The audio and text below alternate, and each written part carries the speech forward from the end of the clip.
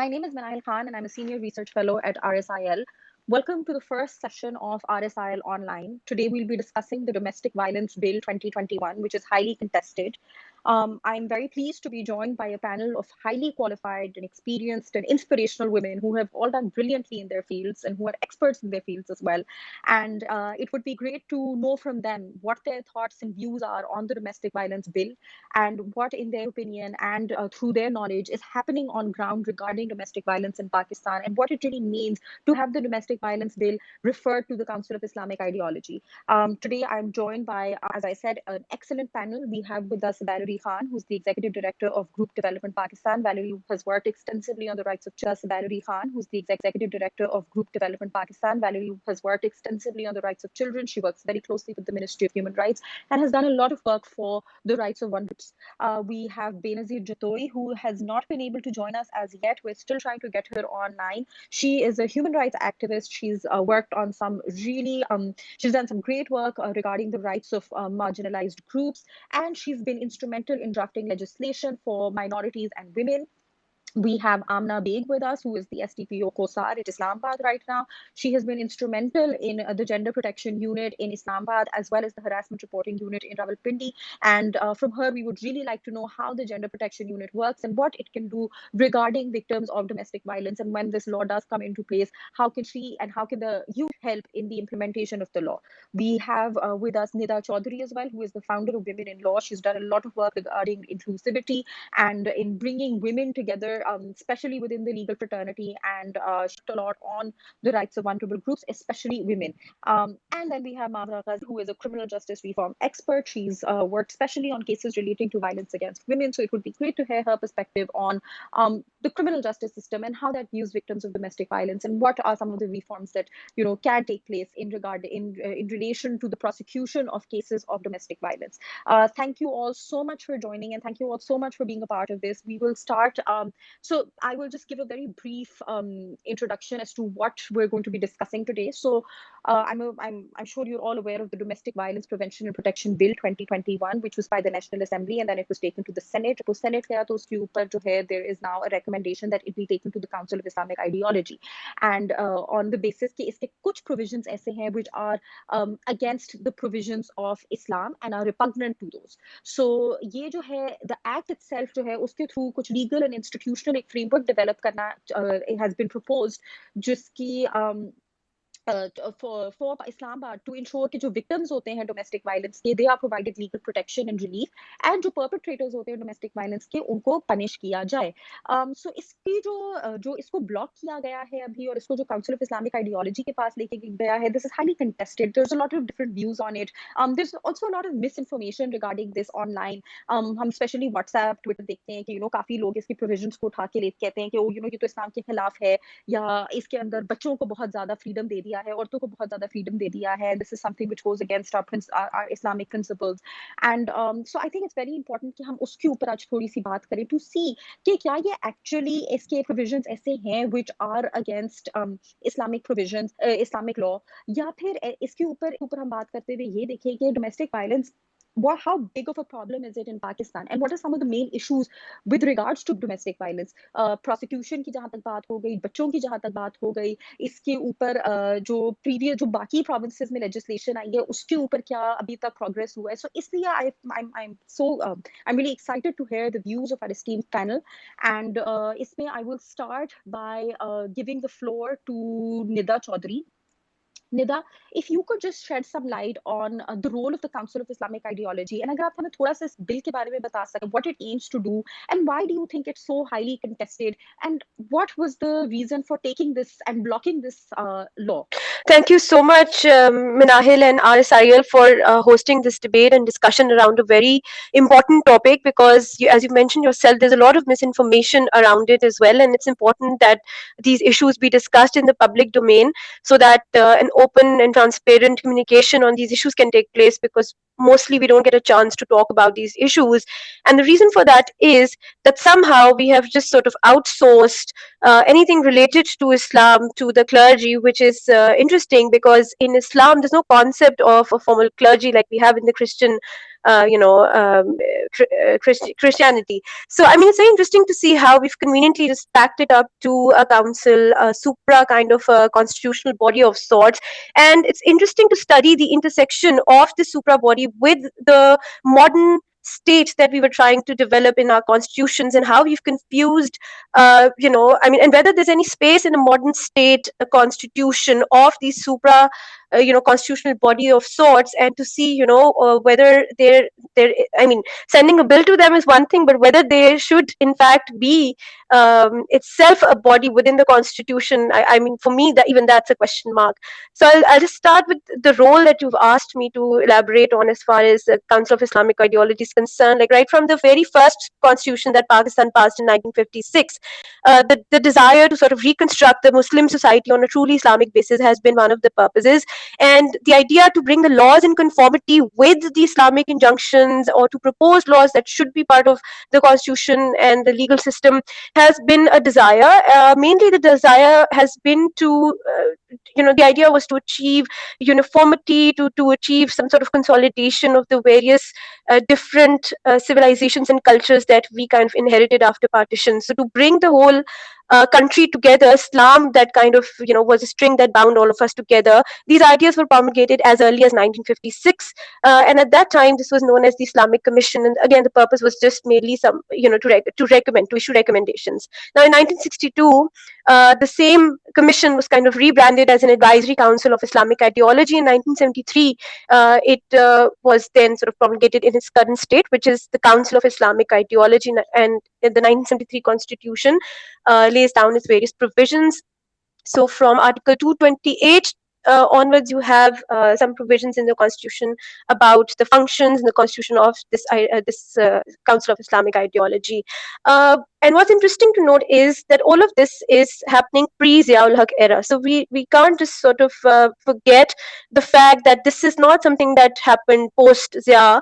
It's something that has always been within the DNA of, the first constitution of this country. Now, whether that's a good thing, bad thing, I'm not debating the merits of that. I'm just trying to, lay down what it is at the moment, and what the legal position is of this council, and what the legal status is.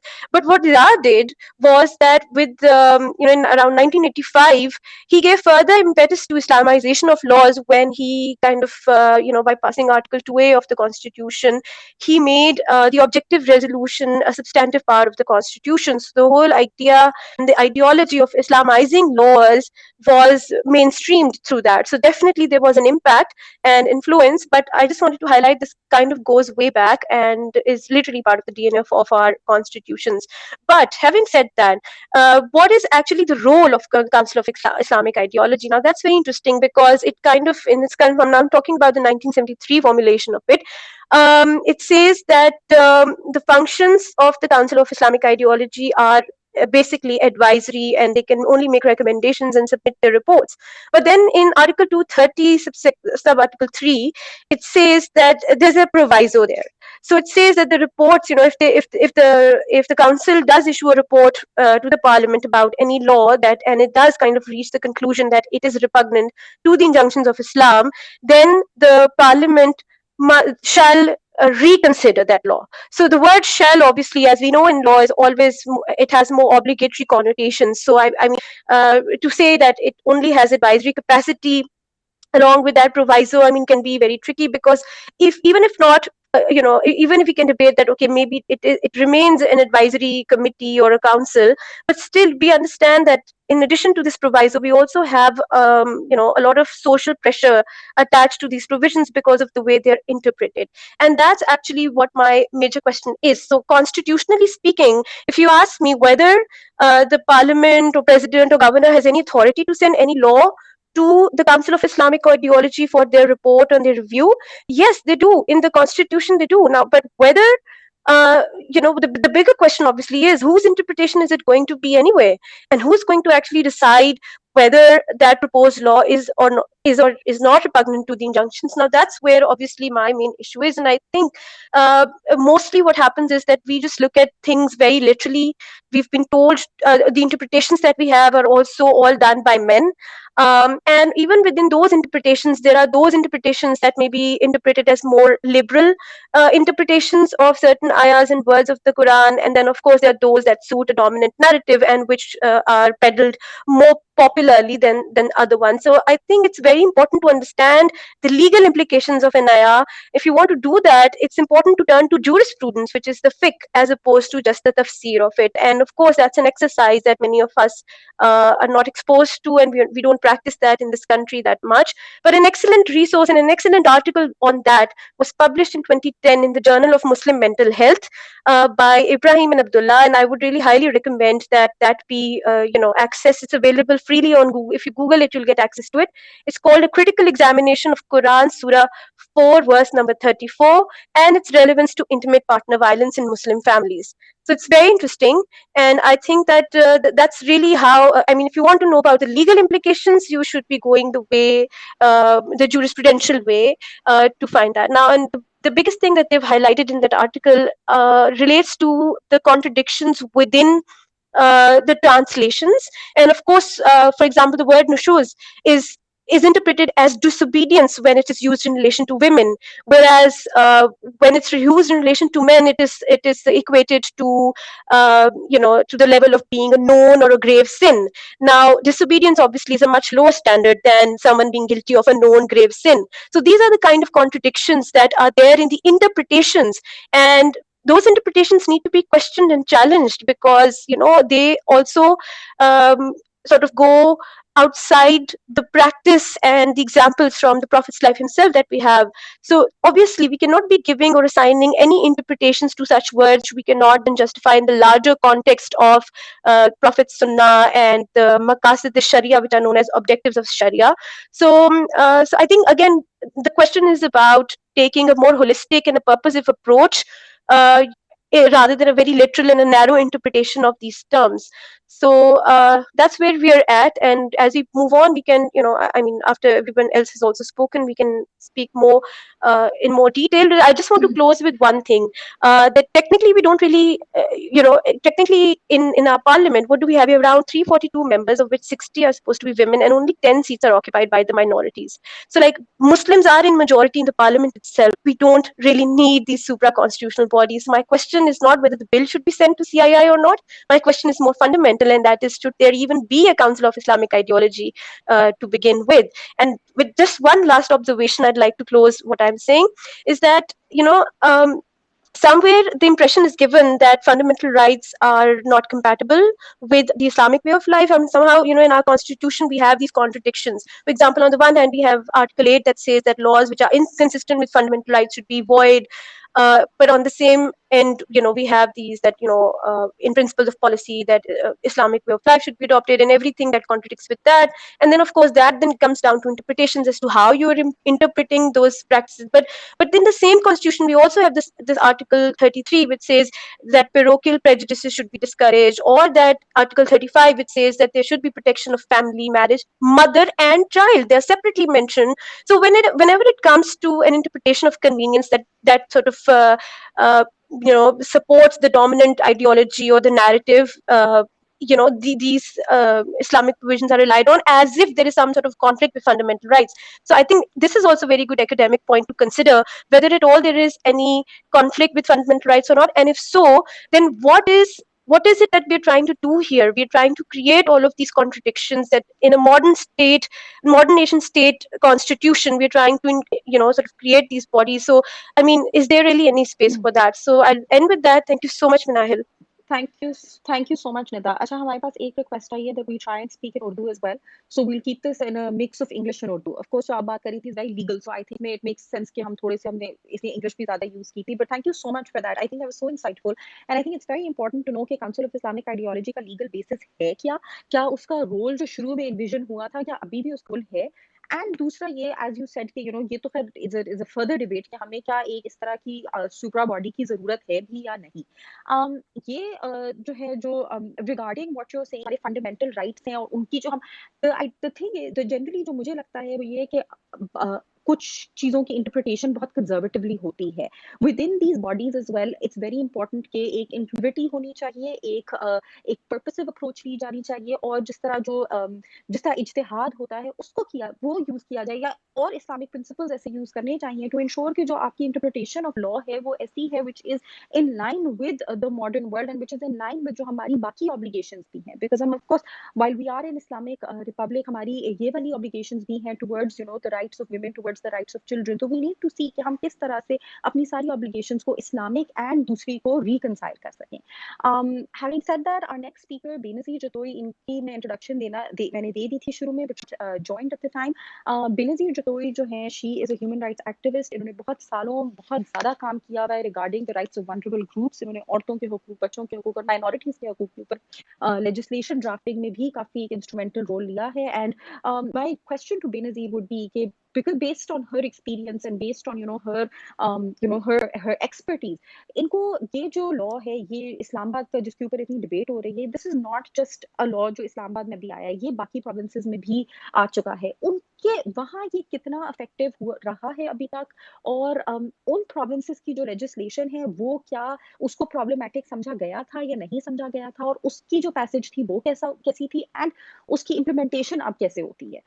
So Benazir, you have the floor for about 7 to 8 minutes, and I'm so sorry for the technical issues that you faced. Thank you, Minahil, so much. Assalamu alaikum, everyone. Sorry, मेरी गलती थी actually, Minahil की नहीं थी. I'm technologically very slow, so that's probably why.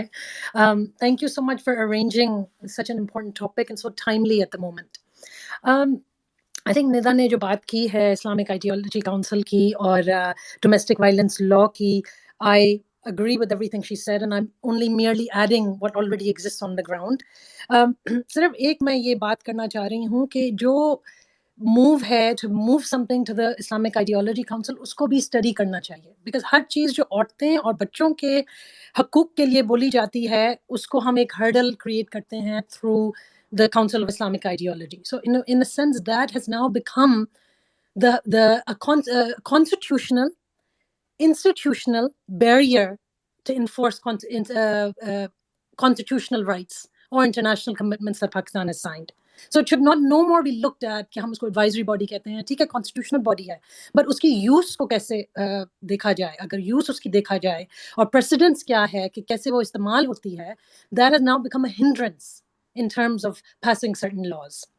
Moving on to what I've been required to talk about, which is कि domestic violence का जो law Islamabad में अभी डिबेट हो रहा है या अभी डिस्कशन जो हो रही है पार्लियामेंट में या अभी काउंसिल के पास गई है, is interesting because is it symbolic कि हम ये बात कर रहे हैं, क्योंकि ये ऑलरेडी कॉन्वर्सेशन 2016 में पंजाब में हुई थी जब उनका Punjab protection of women against violence act पास हुई थी. सिंध में a similar domestic violence law was passed in 2013. Balochistan mein it was passed in 2014. I'll just talk about the details of those acts as well. Punjab mein is 2016 और KP Assembly में अभी recently pass हुआ है. So what we need to understand is कि law already Pakistan में exist करता है और सिंध में तो already एक court case हुआ है जिसमें conviction हो चुकी है. मुल्तान में ये नोटिफाई हुआ है एक्ट पंजाब की जो एक्ट है 2016. सो आई एम नॉट श्योर कि हम ऐसे बात कर रहे हैं या ऐसी एक डिबेट हो रही है कि ये लॉ हमने कभी देखा नहीं है या इसके हमने कोई इस किस्म का प्रेसिडेंट नहीं देखा या डोमेस्टिक वायलेंस से पहले बात नहीं हुई या कंट्रोवर्सी नहीं हुई. एक्चुअली पंजाब एक्ट है उसमें काफ़ी कंट्रोवर्सी हुई थी और उस वक्त गवर्नमेंट ने स्टांस लिया था कि हम पास करेंगे ही करेंगे. So they took a stance against the religious right, against sending it to the Council of Islamic Ideology, and against other factions within Parliament जो right के थे, religious right के जो elements थे. उन्होंने उस वक्त नवाज शरीफ की हुकूमत ने ये कहा था पंजाब असेंबली में कि उस वक्त एक कमेटी फॉर्म करी जाएगी जिसमें जो members की reservations हैं on the already passed bill will be discussed in that committee and amendments can then be taken forward. लेकिन अभी तक कोई कॉन्क्रीट उस कमेटी के कोई कॉन्क्रीट ना सजेशंस आए सामने और ना वो एक्ट अमेंड हुआ है. So in all 4 provinces of Pakistan presently हमारा लॉ एग्जिस्ट करता है on domestic violence. So this is an interesting aspect कि हम अब दोबारा ICT में क्यों डिबेट कर रहे हैं या इस किस्म की कंट्रोवर्सी क्यों क्रिएट करी जा रही है. अनफॉर्चुनेटली जो लॉज हैं प्रोविंसेस के उनको हम या तो हम जानते नहीं हैं वो लॉज एग्जिस्ट करते हैं इसलिए ये डिबेट चल रही है. I think it's more sinister than that. It's beyond just the fact कि वो पीपल डोंट नो कि वो लॉज एग्जिस्ट करते हैं. लेकिन ये जो लॉज प्रोविंसेस के हैं जिनमें काफ़ी एक्सटेंसिव किस्म की एक तो डेफिनेशन डोमेस्टिक वायलेंस की दी गई है, जिसमें सिंध और बलूचिस्तान में actually the Balochistan act is very similar to the Sindh act, जो 1 साल बाद पास की गई थी in Balochistan after Sindh which is 2013. और उसमें एक तो डेफिनेशन डोमेस्टिक वायलेंस की बहुत एक्सटेंसिव है, जिसमें इकोनॉमिक वायलेंस की भी बात की जाती है and it's beyond just physical violence. And उसमें एक्सटेंसिव स्ट्रक्चर्स भी दिए गए हैं जिसमें एक तो सिंध में एक कमीशन फॉर्मुलेट करने की उन्होंने एक्ट में ये कहते हैं कि commission will be constituted in which it will be debated कि इस एक्ट में अगर ज़रूरी है कि अमेंडमेंट्स क्या आने चाहिए या इसमें what kind of cases are reported or cases that should be reported or to enhance the law further. So look at loopholes, look at benefits, look at what's hindering the law from actually developing. दूसरा ये है कि एक protection committee or protection officer must be appointed under both the Balochistan Act and under the Sindh Act. Unfortunately, ये structures on the ground exist नहीं करते. I think Sindh में उन्होंने कोशिश की है to have a protection committee, but it's so weak that it's next to almost nothing, unfortunately. लेकिन despite not having the structure on the ground, एक successful conviction under the Sindh Act has happened a couple of years ago. जिसमें interestingly अगर आप बात करें barrister से advocate हैं सिंध में जिन्होंने ये she brought this prosecution before the Sindh high court या ट्रायल कोर्ट, वो कहती हैं कि the judge himself did not know about the law until she brought a copy of the law to the judge. So I think वो एक gap identify करना, एक तो लॉ इन्फोर्समेंट और कोर्ट सिस्टम का जो क्रिमिनल जस्टिस सिस्टम के components हैं, their awareness or lack of awareness of the law, I think, is a huge barrier. That has really meant that जो implementing structures हैं या जो आपके criminal justice system के aspects हैं जो that will actually bring the law to life, they exist but not necessarily for the benefit of the person they're supposed to protect. So जो हम ये कहते हैं कि state must be there, actually the state for women and girls is complacent. The state is sleeping. और हमें इस चीज़ का we hide behind, now we have begun to hide behind concepts such as Islamic Ideology Council, Islamic injunctions already guarantee women rights, international conventions that Pakistan has signed. It's almost become a kind of a way to tick certain boxes from both left and right, progressives as well. I think because the real challenge on the ground is that एक तो structure exists करता नहीं है और या इतना weak है कि it's safe to say कि वो exist नहीं करता. अब बलूचिस्तान और सिंध की acts में monetary relief is a relief that can be given to someone who has brought an accusation of domestic violence. Protection orders and residence orders exist. Custody orders for children exist. लेकिन उनकी जो implementation है या उस पे जो मतलब है उसका जो challenge है, that's a combination of structural issues, societal barriers, so the mindset around how we take forward a case. Police station को हम approach कर नहीं सकते. Police, which level of police officer is actually dealing with complaints. And interestingly, even though in Sindh, the conviction that took place is under a criminal act, the police was not involved because the police refused to register an FIR. So the nature of it was dealt in some sort of mishmash way where a case of domestic violence was taken to a criminal court, yet the state is not involved, but a conviction has been given. So any penalty that's imposed must be imposed by the police, by law enforcement. So how does that work? Is it an order of the court that the police has to comply with? So I think जो सबसे ज़रूरी बात है, and I sound like a broken record every panel I speak in, is this कि state के साथ relationship जो vulnerable groups की है वो क्या है? है relationship exist करती है, where should we go to look for that relationship? What speaks to us as women or vulnerable groups or minorities in Pakistan that says that we have a relationship with the state? So, law enforcement state का हिस्सा है जो execute करती है state की will को. It's not willing to entertain us in a court, in a police station, थाने में, या in a courtroom. So जो mindset का जो barrier है. दूसरा ये है कि financial barrier भी एक बहुत बड़ा barrier है for survivors. So to look into that aspect of how structures are standing in the way of women seeking relief. Punjab ka law काफी interesting है, and I think most people probably already know about it because there was so much discussion on it. But Punjab का जो act है वो unique in many ways इसलिए है क्योंकि वो criminalize नहीं करता domestic violence को. So एक delayed response है in the sense कि अगर आप civil law के lens से देखें, एक तो party must be ready to take the case forward. The party must then go to a protection officer या courtroom या women protection committee. जो लॉ के अंदर स्ट्रक्चर्स दिए गए हैं, protection officer, women protection committee या court, women can approach the court directly. Until then, the police cannot intervene.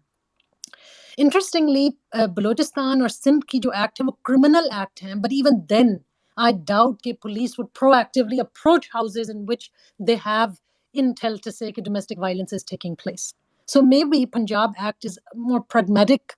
I'm not, I don't know. I think domestic violence should be criminalized because violence is a criminal act. So उसके साथ हम domestic जब attach कर देते हैं, concepts such as privacy and family life, उसको हम we've muddled that up and forgotten the word violence. उसको साथ हम domestic को देख रहे हैं. The Punjab Act also requires a toll-free number. Again, it requires a women protection committee, women protection centers. Judicial protection orders can be given under it, and things like GSP tracker and risk tracker were also there, which were quite controversial. The act required 120 days for these structures to be set up. Abhi tak ye act sirf Multan mein, like I said before, has been notified. I think because unka wahan Multan Violence Against Women Center hai, so perhaps it was easier to initiate that there. But ye abhi tak in the rest of Punjab, so these, for example, women protection committees were supposed to be in all districts of Punjab. Abhi tak wahan notify hi act nahi hua. And that takes me to another point, which is this: कि हमने इस वक्त as lawyers or activists or everyone, as citizens, हमने ये अभी तक क्यों नहीं सवाल पूछा अपने parliamentarian से कि आपका काम सिर्फ law pass करना नहीं है, जो एक bandwagon बन गई है. With all due respect for parliamentarians now, because एक ज़माना था, I think we're that post generation of active legislation making. जब law pass करना ही, it was a big deal, it was a hurdle, rights activists, WAF से अगर आप बात करें, those protests that took us to those to parliament, to parliamentary committees, to convince parliamentarians कि law pass होना चाहिए. अब हम एक different generation या different वक्त पे आ गए हैं कि law है. So where is our collective activism या collective एक thought process या dialogue on holding parliamentarians जो हमें represent करते हैं parliament में to say कि we must now enforce the law, hold law enforcement accountable अगर FIR register नहीं होती, या court system को हम कैसे improve कर सकते हैं, criminal justice system के कौन से elements हैं that hindering women from accessing it. So I think that is one point. And I think that I've received a message that I'm speaking for too long, which is very typical of me. मैं सिर्फ एक दो और बातें करना चाह रही हूँ. It'll only take a minute. Firstly, I'd like to point the fact that Council of Islamic Ideology is also, yes, they look at from the perspective of Islam, but I think constitutionally भी हम bound हैं. कहीं ना कहीं तो constitution भी एक role play करता है ना, Islamic Republic of Pakistan में जो constitutional एक sanctity है, उसको हम भूल जाते हैं जब Council of Islamic Ideology में जाता है. But actually, going back to Nada's point, founders also looked at the constitution from a lens of it being a republic from an Islamic republic.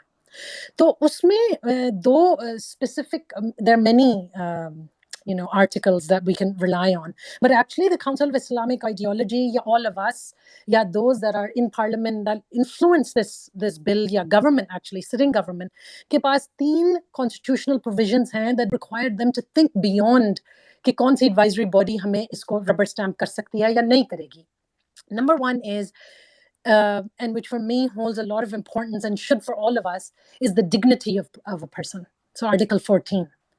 Usko hum kaise, matlab, how do we enhance that? The majesty of such a constitutional right, of such a fundamental right, and how we look at it from the lens when we look at domestic violence laws. Secondly is the security of a Article 9. For all persons, yaani likha gaya men or more powerful or Muslims, of person security, and the most important is, another very important one is Article 25, equality between the sexes. And domestic violence has meant that you're undermining these provisions of the Constitution. So when you bring the domestic violence law, actually what you'll do is align your laws, your national laws, to your constitutional requirements. So I think that the question for me always will be how the state responds to citizens and its constitutional obligations towards citizens. Thank you so much. Bahut shukriya. Thank you so much, Benazir. And I agree with everything that you said. I think कि हमारा जो, and ये बात हमेशा यही होती है कि हम अब quick to make laws and legally हम लोग हमेशा covered इस तरह से होते हैं, but problem आ जाती है implementation के अंदर, क्योंकि जैसे आपने बात की कि काफी जगह तो structures available ही नहीं होते. And the fact कि अभी इतने सालों में हर province में जो बात मैं highlight करना चाह रही थी वो ये थी कि almost every province has a law on domestic violence. However, conviction अभी सिर्फ एक ही हुई है सिंध के अंदर.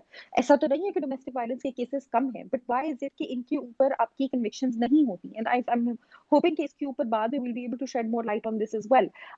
But my next speaker, Valerie Khan, उनसे मेरा ये सवाल है कि आप, because you work so much on the rights of children, and I want to know कि domestic violence law है, ये बच्चों को किस तरह protect करता है, and इसके ऊपर काफी, because there's some, as I said earlier, there's a lot of misinformation regarding this law, and उसमें ये है कि काफी बात ये होती है कि वो बच्चों को आप इतना freedom दे दो कि इसका तो ये मतलब होगा कि वो घर पे 12 बजे रात को आए, and they will, if parents say anything, so this is, the parents would be able to say anything to them, and ये is against Islam, and this is against our social principles, our culture. So इसके ऊपर आपके क्या thoughts हैं, and of course generally आपको क्या लगता है कि how practical is this law in protecting the rights of women and children, and what do you see for the future of this law, कि इसके अंदर अगर ये पास हो भी जाता है तो इसकी implementation क्या हो सकेगी, and taking a lot from what Benazir has said earlier कि इसकी अगर implementation करनी है तो उसमें क्या what do we need to have in place on ground to ensure active implementation of this law for the rights of children, for the rights of women. Assalamu alaikum.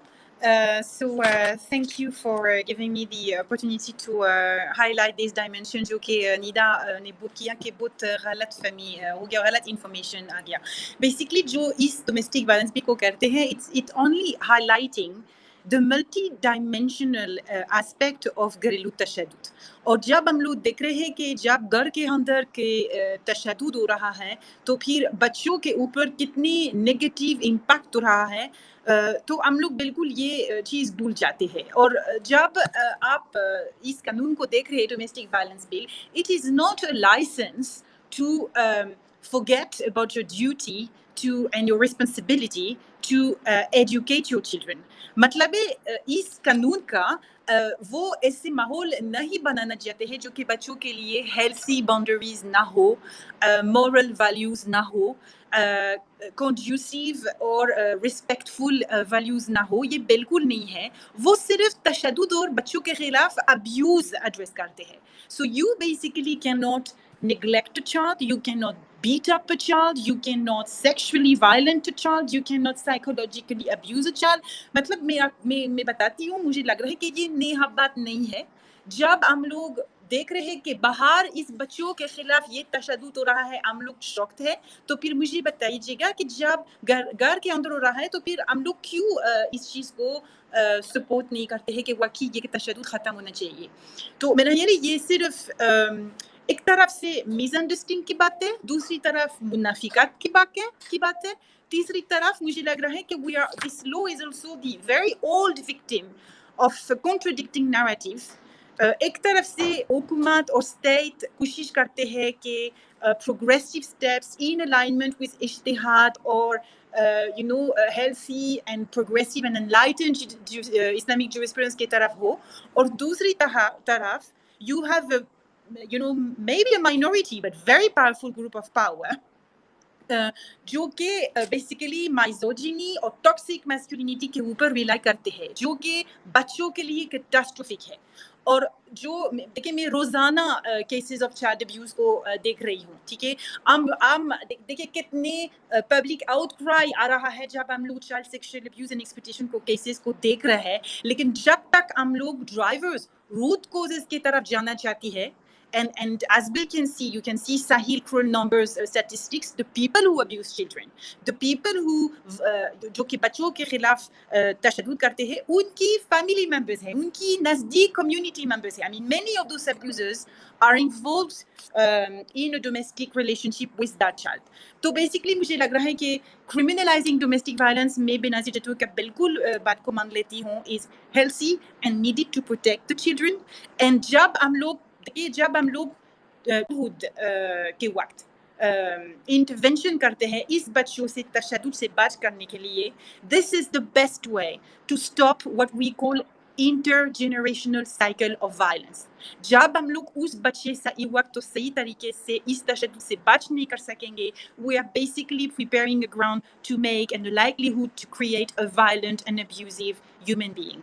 जब हम लोग देखिए एक तरफ हम लोग देख रहे हैं कि और बताते हैं कि इस्लाम रिलीजन ऑफ पीस हो, तो मुझे पता है कि अमान का सोल्यूशन, अमान का लेजिस्लेशन क्यों इसके खिलाफ जाते हैं, ये हमारे लिए एक बहुत खौफनाक का परसेप्शन है। और मुझे लग रहा है कि हम लोग we are not sincere enough when we say कि we want to children and we want to stop this never ending cycle of violence. और तीसरी बात मैं ये सिर्फ ऐड करना चाहती हूँ कि apart from protecting the victims, it is also very important, तो मैंने ये इस कानून के अंदर नहीं होगा, लेकिन ये भी सोच करनी पड़ेगा कि घरेलू तशद्दुद सिर्फ विक्टिम सपोर्ट के साथ खत्म नहीं होगा, विक्टिम सपोर्ट होना चाहिए, क्रिमिनलाइज करना चाहिए इस किस्म के तशद्दुद, but we also need to work on the preventive and reformative approach of the perpetrators, ये बहुत ज़रूरी है। और तीसरी बात, the government needs to make up its mind.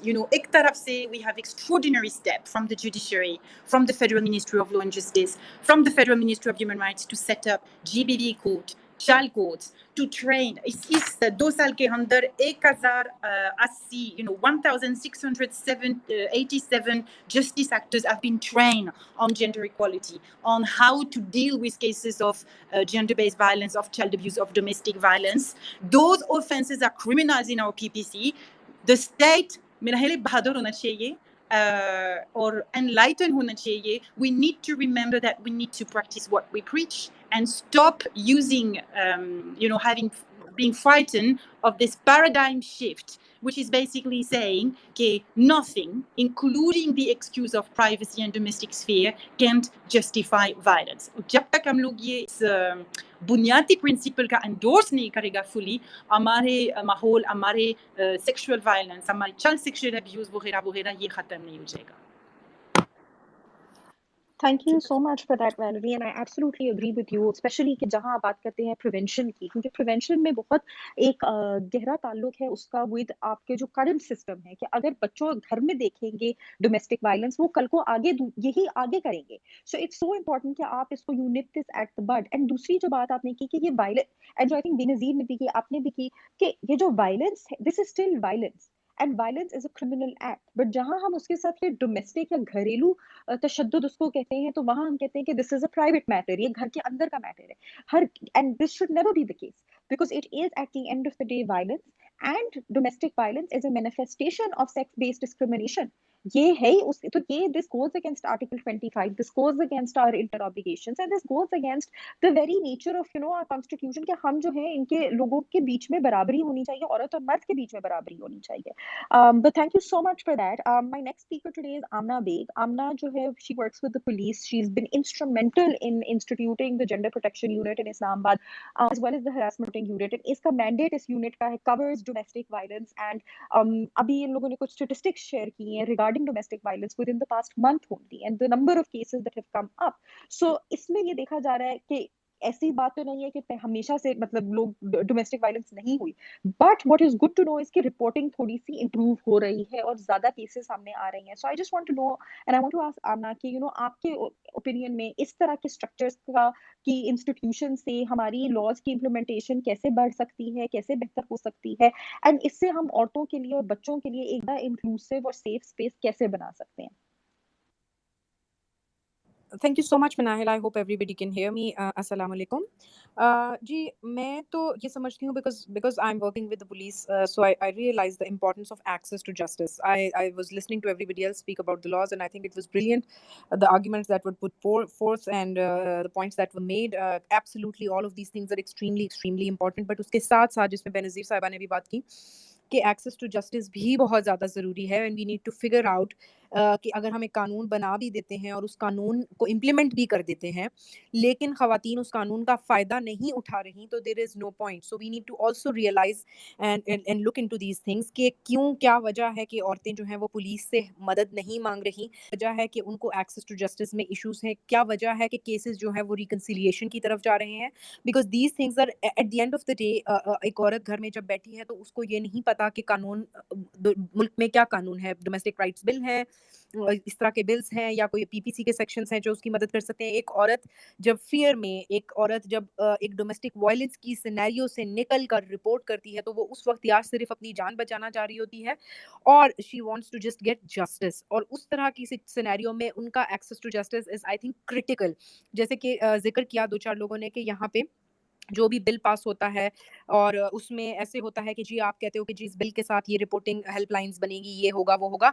All of that is extremely important because as long as your reporting is like the women are having trouble reporting the incident, I don't think कि we can get anywhere with all of this. और उसमें जो मेरा अपना experience है about the whole thing is that हमारे मुल्क में ये सारे, I believe everybody would agree with me on this, कि बहुत सारे लोग इस बात से कतराते हैं कि पुलिस स्टेशन की तरफ जाएं, और आपको ये समझा जाता है कि किसी की इज्जत में खलल आ गया है अगर किसी औरत ने पुलिस बुला ली है. I remember a few cases and I remember this one time when I was helping someone and I called the police. She called for help and we sent the police to her house. She was being beaten black and blue by her husband, and the father of the victim also came to the spot. और जब वालिद आया तो उसके वालिद ने कहा कि इसने पुलिस क्यों बुला ली है. So he started shouting at her as well कि whatever was happening within the four walls. You need to stop calling the police. Like why did you call the police? अब मतलब ये एक इज्जत का मामला बन जाता है. एक तो ये it is considered a taboo that women go to police or report it.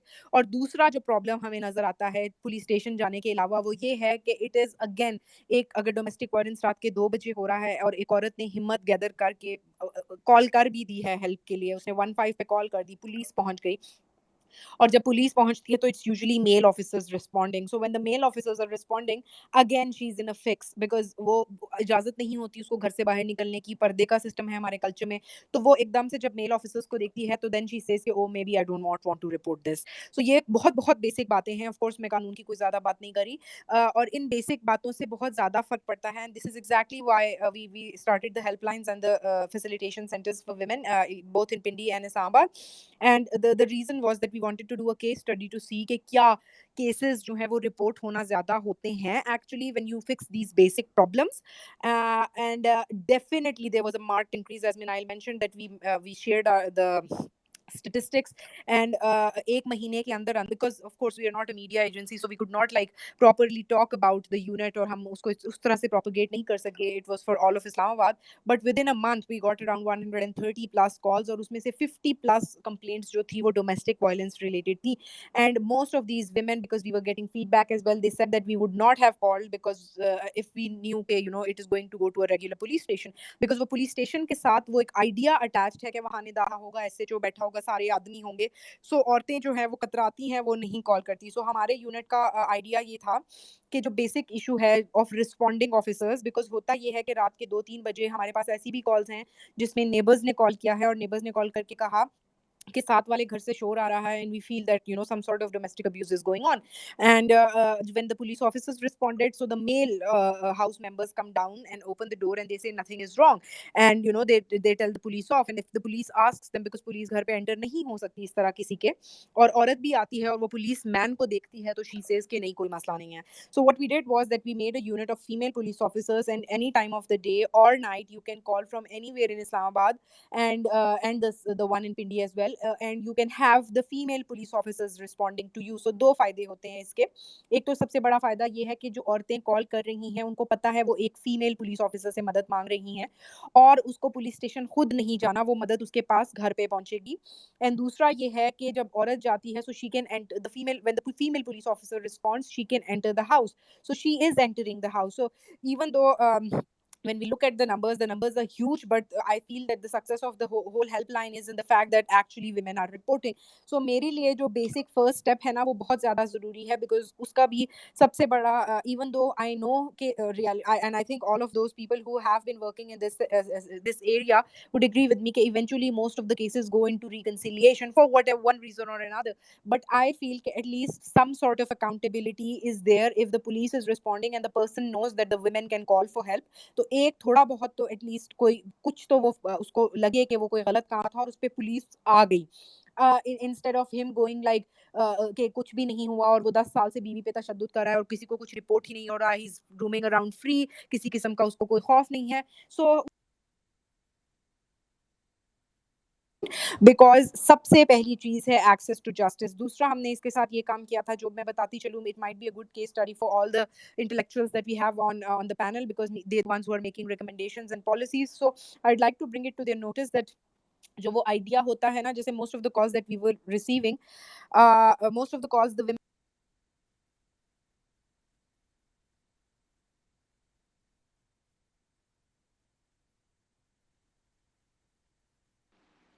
Sorry, I think Amna has dropped off. We're just going to wait 2 minutes for her to come back on.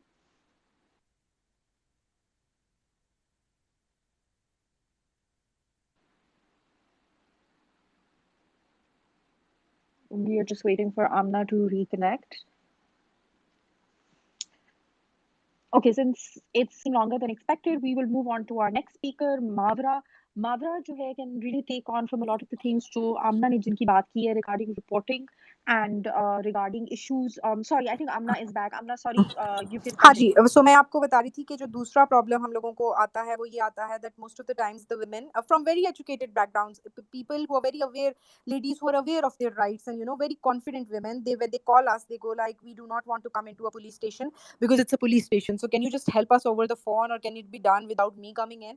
And the reason is I completely understand कि वो एक जो mental barrier है of going to a police station, it exists. So उस चीज को भी ज़हन में देखते हुए we established this facilitation center. So it's like a very nice walk in where in the center of the city you can walk in, it's just like counters hain, you can go and give your application and you can speak to legal advisors hain हमारे पास, psychologists hain, और वो माहौल ऐसा हमने बनाया है, वो building ऐसी बनाई है जिसमें आपको बिल्कुल ऐसा लगेगा कि ये पुलिस स्टेशन नहीं, ये एक फैसिलिटेशन सेंटर है. और उसमें भी surprisingly after we have established that, the walk-ins have massively increased, so the women feel more safe coming there and they're very we're getting a very positive response of that as well. So ये चीजें भी हमें सोचने की जरूरत है कि ये जो बिल्कुल हैं एक्सेस टू जस्टिस के, वहां पे क्या गैप्स हैं और उसको किस तरह से फिल किया जाए. Thank you. Thank you so much for this, Amna, and I think it's very insightful जो आप बात करती हो regarding women के reporting issues, and this is something which is very real because भी मतलब research इसके ऊपर करते हैं, उसमें जब औरतों का access to justice की बात आती है तो यही होता है कि ये वाले cases जो होते हैं इसके अंदर एक psychological impact भी होता है, and it's very difficult for women to at that time, also because of the social stigma and what they're going through at the time, to be able to discuss this with any male. And so it's very important कि आपके पास जो आपकी जो justice sector में आपकी औरतें ज़्यादा हों, टू इंश्योर कि औरतों को जो ये आप लॉज तो बना रहे हैं तो इनकी इम्प्लीमेंटेशन औरतों को वो एक्चुअल वो एक्सेस टू जस्टिस मिले. एंड इसके ऊपर we have Mavra who's joined us today as well, and Mavra has been working on criminal justice reform for many years now, and she's looked at violence against women. And I really want to ask her this कि जो prosecution of cases होती है उसमें हम देखते हैं कि convictions, जो हमारा कन्विक्शन रेट है, इज वेरी लो, हमारा एक्विटल रेट बहुत हाई है. तो क्या ऐसे इश्यूज आते हैं, क्या रोड ब्लॉक्स है regarding access to justice for women in Pakistan, कि कल को अगर ये लॉ पास होता भी है तो हमें, एंड जिस तरह हमने देखा है कि बाकी प्रोविंसेस में भी कि इसकी जो actual इसके basis पे जो conviction अभी तक आई नहीं है except for sin. So what do you think? How will this change the legal landscape and also हमारे court proceedings जो इसके related होंगी? Will this law bring any change in relation to that? Thank you so much, Aisha, for hosting this panel, and to RSIL. And I'm just very honored to be part of this panel with Valerie, Benazir, Nida, and Amna. आप सबके लिए introduction मैं थोड़ा सा देना चाहूँगी कि मेरा जो एक्सपीरियंस है, I've worked closely on sexual violence incidents, and sexual violence is something that is a little less controversial. I think we've seen this in response to these, highly reported cases like the motorway incident, like the recent Usman Mirza case as well. In cases may, because of, there's a general sort of understanding amongst the public, in cases may, there should be conviction, and there's a lot of talk about, castration and inko phansi de, and there's a lot of support from men as well in these cases, in cases may conviction hona hi chahiye. Domestic violence becomes more of a gray area when you talk about it in our society, because there's a lot of myths of sort of cultural understanding that these things, just say, I think Amna mentioned, yeah, Benazir mentioned ke ye ghar ki baat hai and it should stay within the house. So when we talk about rape cases, un cases maybe conviction rates unfortunately hover around 4% across Pakistan, 2 to 4%. Domestic violence cases mein it's even lower. As Benazir pointed out, Sindh mein ek case report hua hai, which has been prosecuted. In rape cases, most rapists don't go forward because survivors are either intimidated, there's a financial settlement, or there's societal pressure or pressure from their family not to participate. So because of that, the case falls apart. And from the data that we've been able to get from the prosecution department in Punjab, the reason recorded for failure to convict in most rape cases is resiling of witnesses. Ke jo survivor hai ya jo baki witnesses hai, they all dropped out of the case for one reason or another. When I tried to find as well domestic violence cases in Punjab, I was unable to find any. So from that, you can understand that domestic violence ke liye conviction rates would be less than 1%. Although reporting is, on the other hand, quite high. From data that we were able to gather on a previous project I worked on, distress calls made to Pukar 15 in 1 month were around 3,200. So the police are actively collecting data on cases of domestic violence, but there's no sort of proper monitoring or assessment of case data to enable an improved police response. We also find in 1 month, the cases that were converted into FIRs were only around 15%. And in the remaining, 85% of cases, there was no referral being made by police to other service providers. Because our understanding from looking at literature from other countries, research done abroad, is that, in these cases, you're talking about gender-based violence, there's a lot of support that's needed in order for women to feel empowered enough to sort of consistently go through with the case and remain sort of active participants in the prosecution. But we were able to turn this around quite effectively. One of my colleagues, Samina Shah, was able to train front desk officers as well as the 15 operators, so that now over 90% of cases in Punjab are being referred to support services. So things like shelters, psychological counseling, NGOs that can provide various types of support, monetary support, and other things. And these NGOs were all registered with the Punjab Social Welfare Department. Lekin before my colleague Samina Shah started working on this area, we found that koi coordination as such nahi ho rahi thi between the police in Punjab and the Social Welfare Department. I think when we talk about prosecution, we have to recognize that a lot of things need to have gone right for it to reach that prosecution stage. In order for us to be able to reach a stage where, a case is being prosecuted, the survivor will have been able to report and file an FIR first of all. Evidence will need to have been gathered, and the report will need to have then been submitted from the police to the prosecution service. One of the things that I came across following the introduction of the Punjab Act for Protection of Women Against Violence was कि 2016 में एक case register हुआ था यहाँ green town में, लेकिन उस case में जो ASI थी उनने नोट किया था कि there were no marks of physical torture on the survivor, and जो medical report था it didn't confirm her claim. and the husband was arrested, but usko baad mein release kiya gaya because there wasn't enough evidence to go forward, and the survivor was not willing to go forward either because they felt that they didn't have a strong case. Now, this is an issue that plagues even foreign, developed jurisdictions where survivors are in a way expected to act as their own investigators and gather evidence to support their claim. This also, in a philosophical way or in a jurisprudential way, this works against survivors as well because of the biases that exist within criminal justice systems. There's this idea that agar aap evidence gather kar rahi hain, so there's some like malicious or vindictive purpose, and it's not about the survivor just trying to build a case for their own safety. And survivors are also gathering evidence at their own peril. So they're, living in circumstances where abuse may be getting worse, and while they're suffering those circumstances, वो evidence भी साथ साथ में gather कर रही होती है. So in other jurisdictions, the type of evidence that survivors are expected to gather is, things like verbal testimony, whether through recording, whether maintaining a personal diary and documenting it, going to, the doctors and getting medical reports. यहाँ तो medical legal हो भी नहीं सकता until you file an FIR. So that's one of the serious barriers as well. Then taking pictures and, recording calls, taking pictures of household objects that are broken, or, your house is in disarray, or pictures of the weapons that your abuser is using against you. The problem with all of this is that it requires a certain amount of access or privilege. These things require, first of all, literacy. For you to be able to, record verbal testimony or maintain some sort of diary of the abuse, you would need to be literate. Or फिर उसके बाद access to a mobile phone. Now, in a lot of circumstances, in a lot of domestic violence cases, the survivor is kept in a way where they don't have access to the outside world. They don't have access to a mobile phone. So it becomes very, very challenging for them to be able to gather any type of evidence on their own.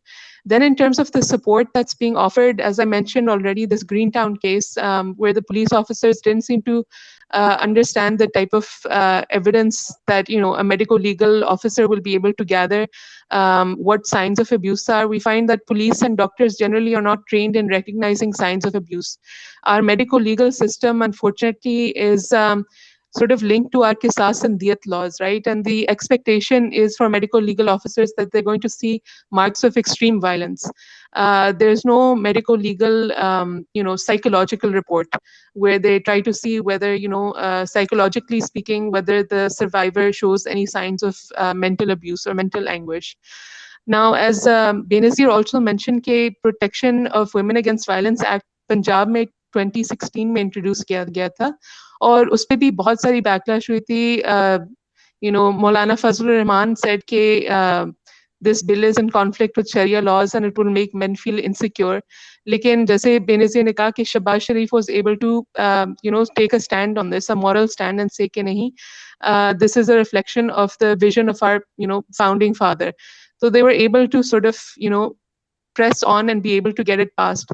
So the sort of controversy that we're seeing now is really, it's historical controversy, and it's based on certain ideas that we have of the type of violence that is acceptable, and also ideas about women's testimony as well. Now, we've also seen कि normalization of violence hai hamare culture mein. There's also a culture of silence. And this is embedded within our criminal justice systems. I went to visit the Violence Against Women Center in Multan, or wahan pe there was a very young victim of sexual abuse who was trying to get an FIR registered against her partner, but wahan par police officers were dismissing her case, saying that this was just an attempt by her to pressure the abuser into getting married or to extract money from him, and they were sort of treating her as if she's under investigation. And we see this attitude towards women in general within our judicial system, and it goes back a long way. Even if you look at the earliest laws that the world has ever seen, there was a general understanding, first of all, that women are property of the men in their household, whether that's the father or the husband. And then uske baad, we also saw in the 19th century, the Hale warning, the famous Hale warning that was read out in rape cases. And it sort of questioned women's credibility and questioned the type of evidence that they were being presented. So it's always this she said versus he said thing until, you're able to properly establish the physical evidences. And as I mentioned, getting the appropriate physical evidence is very challenging when it's, left up to the survivor to try and gather. And I want to talk also about how, you know, this is domestic violence is an issue across the world. I spoke to a senior investigator in the UK who told me about how over there, the majority of female murder victims were murdered by their spouse, yeah, intimate partner, so boyfriend or ex-partners as well. And he also told me that in the UK, a woman is killed by a man every 3 days, which is an alarming statistic. So, agar wo bhi struggle kar rahe hai, to it's difficult to see how we can change the culture in Pakistan as well. He talked about as well कि वहाँ पर जब he had a performance review, वहाँ पर regularly जो investigators होते हैं, detectives होते हैं, उनकी annual reviews होती है, and one of the complaints made by his senior officers was कि the number of domestic violence incidents has gone up in his jurisdiction. But he was able to present data on how the murder cases have gone down, specifically in relation to women. And that was because the police were intervening earlier and getting survivors out of these circumstances. And statistically, the most dangerous time for domestic violence survivors is when they try to leave those circumstances. So, there's this argument given or this myth that's sort of tossed around, domestic violence survivors क्यों रहती हैं? Why do they stay in these situations? The victims' reasons for staying with their abusers are usually extremely complex, and they're based on the reality that their abuser will follow through with the threats that have kept them trapped. That either the abuser will hurt or kill them, that they will hurt or kill their kids, that they'll win custody of the children, that they'll ruin the survivor financially, and the list goes on. So the victim in violent relationships also knows their abuser best and fully knows the extent to which they will go to make sure that they have and maintain control over the survivor. And one of the things that I looked at was there was a recent study that found that in intimate partner homicides, matlab ke spouse, husband, या a boyfriend, उन cases में 20% of जो homicide victims they were not the domestic violence survivors themselves, but in fact family members, friends, neighbors, people who intervened, bystanders. And because survivors have this empathy and this fear for the people around them as well, so it's very difficult when you know what your abuser is capable of doing to be able to leave those circumstances. There's also so many additional barriers, right? That the abuser's actions will become more violent and they'll become lethal if the survivor tries to leave. That you have unsupportive friends and family, and then knowing difficulties of. Sorry. I think Pakistan mein that's a serious issue as well. But nahi, Mavra, I think the points that you highlighted are so important, and what you've said is so relevant, especially jo hamara just to get to the prosecutorial stage, there are so many hurdles that need to be passed first, and uske andar we need to take a very holistic approach, taking everybody forward. And on this note, now we're going to open the Q&A session for 10 minutes. So if anybody has any questions from our panelists, I mean, ye काफी अच्छा मौका है because हमारे पास इतने अच्छे experts आए हैं who have a lot of experience in these areas. So if you have any questions based on what has been discussed in the past hour, please let us know and we will entertain those for the next 10 minutes.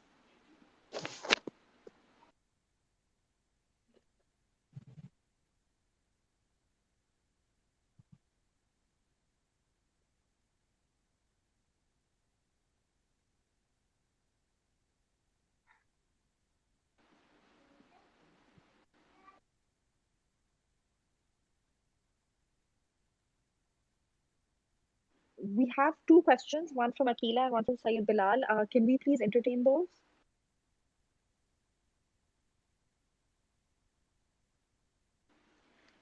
So the way to answer question, the way to ask questions is by tweeting us.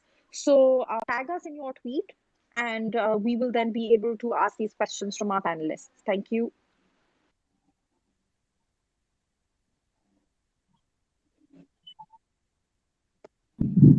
Hello. Yes, we can hear you. Gigi, Assalamualaikum and good evening. बहुत अच्छी discussion हो रही है और मुझे बहुत अच्छा लगा सुन के कि मतलब हमारे यहाँ पे बहुत अच्छा काम कर रहे हैं और मैं खुद ह्यूमन राइट्स के लिए काम करती हूँ और मैंने मैम को आमना मैम को डीएम भी करा था कि I want to speak here. So ऐसा है कि मतलब जो बच्चों के जो अक्सर केसेस आते हैं मैम और वो जो आपने बात करी ना लाइक के जो हमारी कम्युनिटी में केसेस आते हैं जब कॉल्स आती हैं 15 पे तो वो लेडीज के साथ जो होता है और फिर वो फैमिली मेंबर्स जी उनको कहते हैं कि भाई आप ऐसा नहीं कर सकते हो तो आपने क्यों कॉल करी। I totally agree.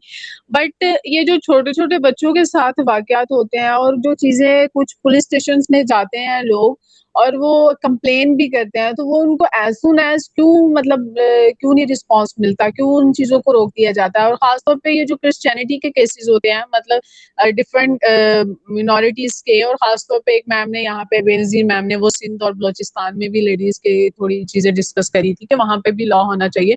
वहाँ पे बहुत सारे केसेस हो रहे हैं तो मेरा ये पूछ के क्या ऐसा है कि उनको सिंध बलोचिस्तान में भी जो बच्चियां हैं बेटियां हैं चाहे वो मिनॉरिटीज से हैं। एक पिछले दिनों मैंने केस एक देखा था और उसमें मैंने अपना वो टाइमलाइन पे मैंने रखा हुआ है, उसके लिए भी मैंने कोशिश करी थी। I am also in Islamabad. तो ये है कि मुझे ये जानना है कि वहाँ के रूल्स कैसे हैं और इस्लामाबाद में तो शुक्र है अल्लाह का कि बहुत अच्छा अब चल रहा है, पुलिस हमारी बहुत अच्छा काम कर रही है। तो उन एरियाज के लिए और ख़ास तौर पे जो चीज़ें मिनॉरिटीज़ के लिए मुझे उनके बारे में जानना है कि क्या ऐसा है कि उनकी आवाज़ दबाई जाती है? लोग अक्सर पूछते हैं डिफरेंट लोग जो है ना, तो इसलिए मुझे कुछ जानना था कि बता सकते हैं कि उनके लिए रूल्स एंड रेगुलेशन और तरह से हम उनको कर सकते हैं? ऐसा होता है कि जो केस आते हैं जैसे डिफरेंट तो उनको प्लाज़्मी केसेज़ में या फिर इस तरह के केसेज़ में डाला जाता है। ज़रा मुझे इनके बारे में थोड़ा-सा ब्रीफ दे दीजिएगा। Keela, thank you so much for your question. इसके ऊपर भी हम लोग so we'll first just take all the questions and then have the panel answer them towards the end. So do we have any other?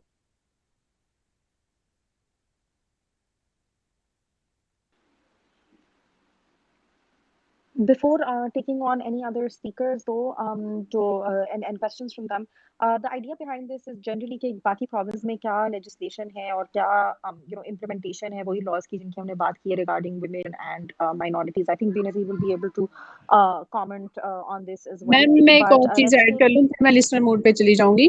वो जो लड़के हैं हमारे लड़कों भी मतलब लड़कियाँ तो प्रॉब्लम आती है उनके लिए, लड़कों के लिए भी प्रॉब्लम्स चल रही हैं, तो इसके लिए भी अगर पुलिस स्टेशन का कुछ किरदार जी अदा करते क्योंकि मैंने 1-2 ठीक है कंप्लेंट करी मैम सही है अभी और उम्मीद करें कोई ओके रिस्पॉन्स ठीक है नहीं आया, थैंक यू पुलिस सो ने मच बाकी कोई रिस्पॉन्स नहीं ठीक दिया। है thank you so much for your thank question you.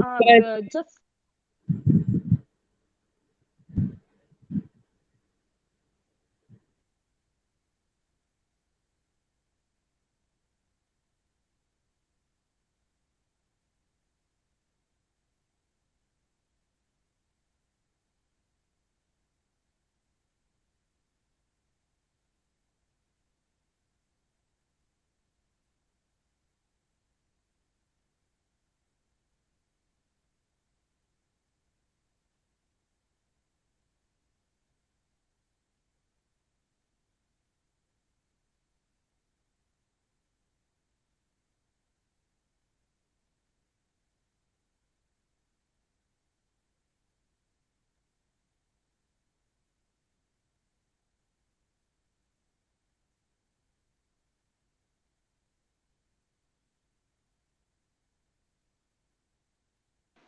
Sorry, I just realized that I was on mute. I don't know at what time I muted this conversation, but so generally जो questions एक तो ये है कि please limit your question asking time to 30 seconds. उसके बाद भी हमारे पास कुछ questions आए हैं through tweets.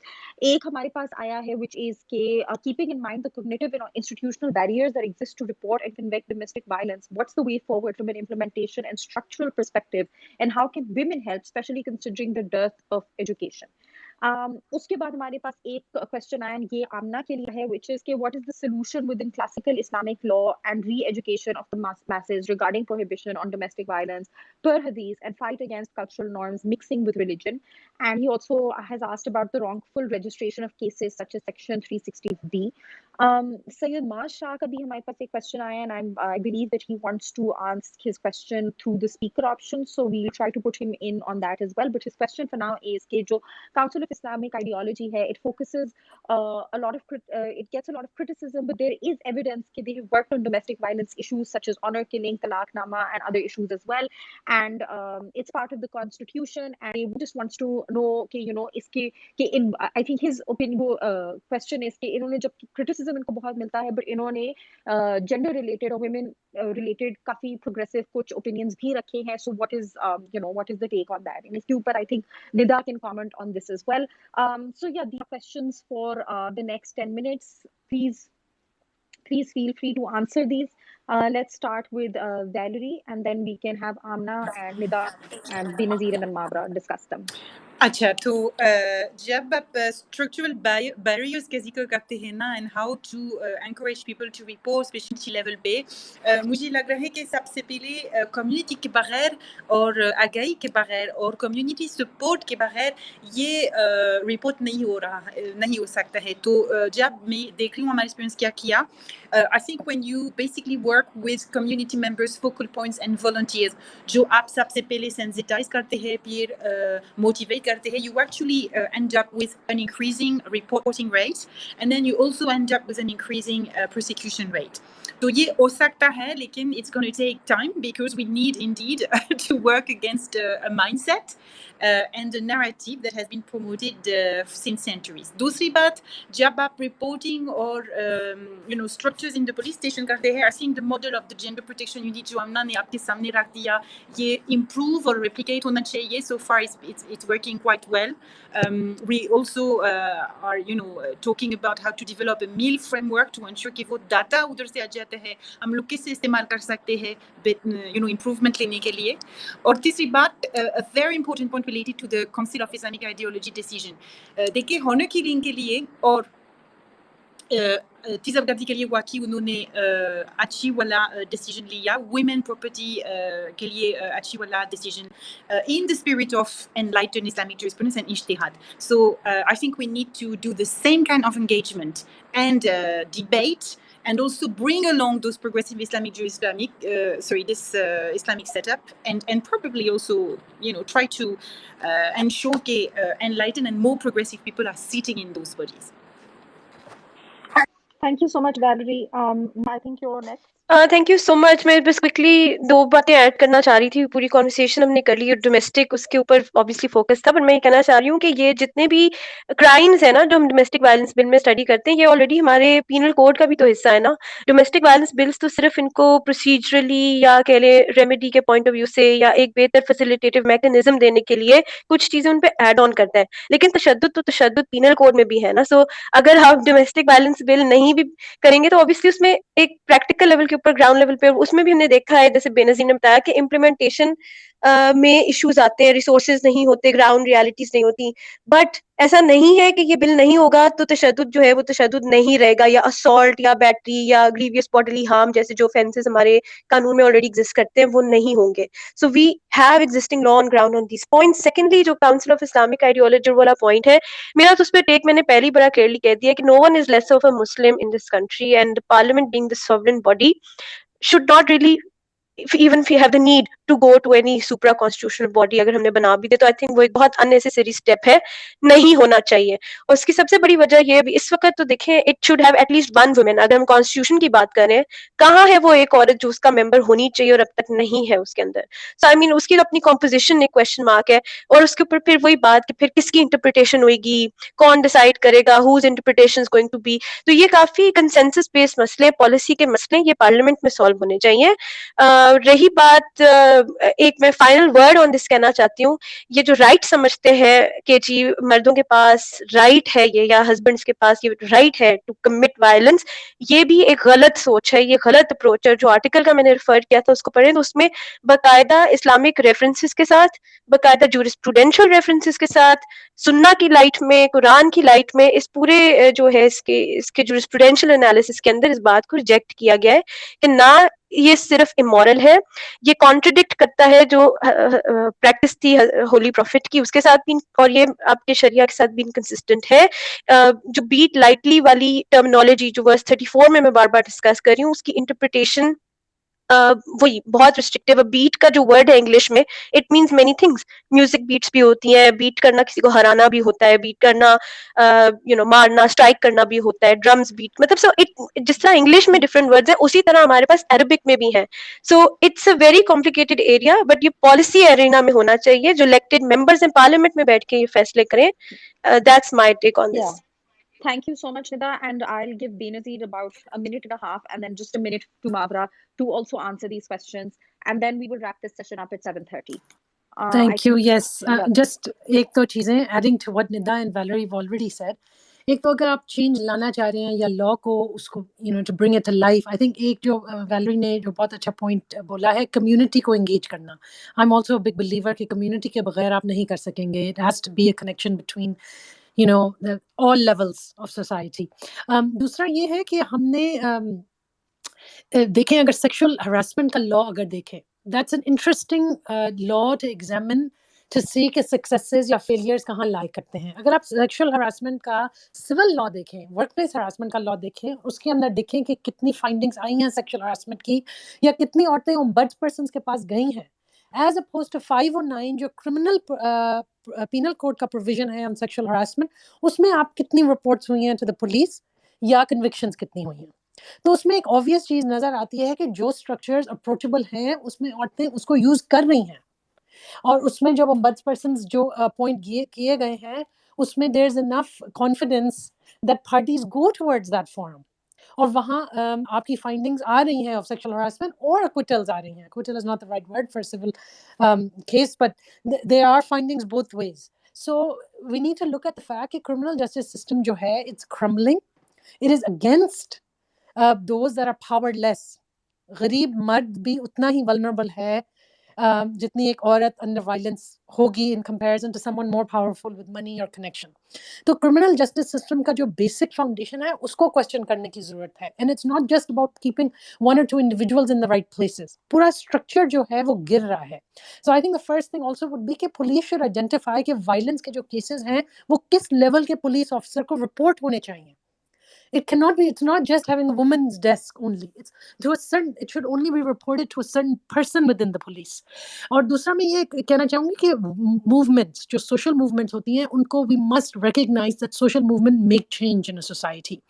They allow debate, they allow space, they're more inclusive. तो social movements को की तरफ देखना बहुत ज़रूरी है। NGOs ना करें अपनी जो social issues हैं, उनको मूवमेंट्स के थ्रू देखें, उस प्रेमिस और लेंस को देखें। औरत मार्च जैसा एक मूवमेंट है, that type of thing is very important to look at, because societies in which there are strong movements in civil space, they have ability to debate and walk forward together without violence.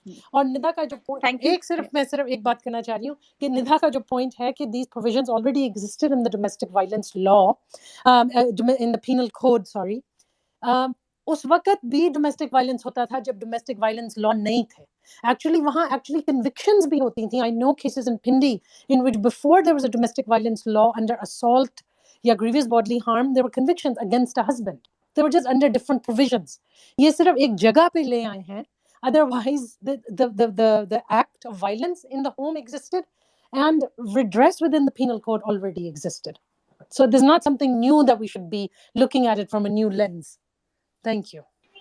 Thank you so much for that, Benazir Madra. Just a minute, because we will be ending this. We're already we've gone beyond time. Sure.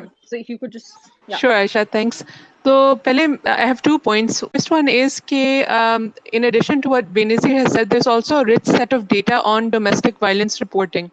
Now, the problem is that data that's collected, the number of, as I mentioned, the number of domestic violence cases jo convert hote into FIRs, there needs to be an examination within the police department to understand why these cases are being converted into FIRs and not others. What type of evidence is lacking? If survivors are resiling, what are the reasons for that resiling? And if people are resiling because they don't have financial support, because they don't have access to certain resources, the police need to coordinate with civil society actors to make those resources available and support survivors as they go through this process. I mean, reporting a criminal offense is not an easy thing, even for other types of offenses. domestic violence is a completely new area in our country. It was only formally recognized in other jurisdictions in the 80s and 90s. और यहाँ पर mid 2000s में ही मतलब 2016 से ही basically ये शुरू हुआ है. The thing is that there needs to be, we have women parliamentarians making these laws, लेकिन in terms of the services, जो police है, prosecution service है, social welfare department के जो branches हैं, all of these institutions also need to include more women.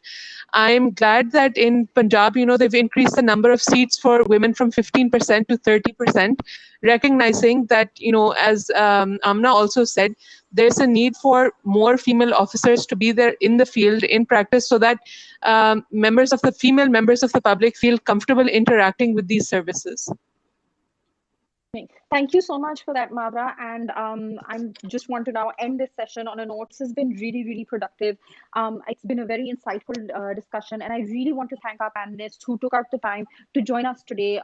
Valerie, Nida, Benazir, Mavra, Amna, thank you all so much. And of course, to all the listeners, have questions be the end, who stood around and, listened to the entire conversation. Thank you all so much for this. And inshallah, we'll be hosting more of these soon to highlight issues which are in mainstream and other media as well, and where are we going forward in relation to rights of people and especially marginalized communities, और हम उनको क्या हम कर सकते हैं कि हम उनकी rights की actualization करें और rights realization हो, और दूसरा ये कि हम लोगों का क्या एक role हो सकता है in creating awareness regarding those rights that people have, and how we can basically go forward. So thank you all so much, and we hope to do this again soon. If you have any questions, please tweet at us and let us know. Thank you.